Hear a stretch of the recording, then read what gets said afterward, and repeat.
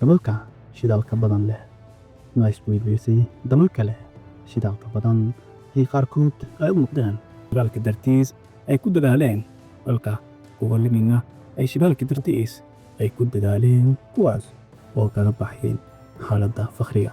walow aan tusaale cad loo soo qaadan karaa dalalka khaliijka iyo kuwa kale sida Norway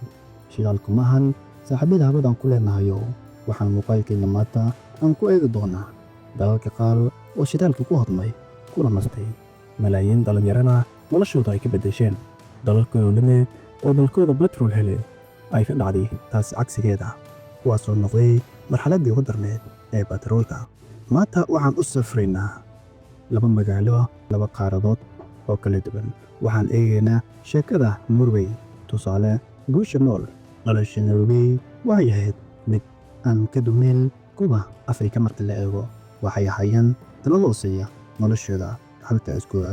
shaqsiga Norwegian-ka ah ay soo geli jirtay in ka badan markii la eego $10 si maalin maalmaha ka mid ah waxaa dhacday si lama filaan in ay kheyraadka dalkooda ee batroolka gaar ahaan laga helo taas oo ka dhigtay midday dadka ay ku nasteen sanduuqa lacageed oo maanta qiimihiisu ka badan yahay in ka badan $5 trilyan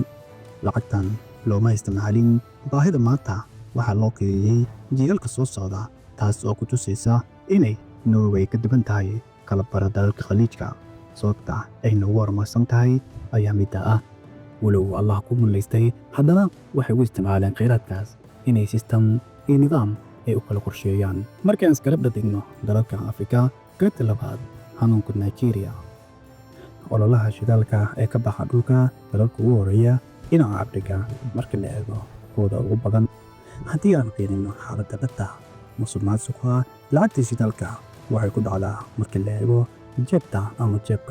dadka kooban xukuumadda kuwaas oo badi kheyraadka dalka qaata sida ay sheegaan dhibaatada marka la eego dadka deegaanka ee shidaalka laga soo saaro taariikhda Norway marka la eego waxay leedahay baal madow Norwaydan aragno dalalka dadka iyo dalka waxaa jirtay waqtiyada ka mid ah ay la mid ahayd marka la eego magaalooyinka waaweyn ee Afrika ku yaala dabayaaqadii 1960kii waxaa jiray Norway iyo UK waxay ku heshiiyeen xuduudaha badda taasoo ahayd North Sea Norway waxay yeeshay aad loo yaqaano Content Shelf kuwaasoo raaditay taasoo ahayd meeshii ugu muhiimsaneed ee ku faa'iida kadib markii la ogaaday in ay batrool leedahay Norway waxaa si lama filaan ah ku imaaday shirkado badan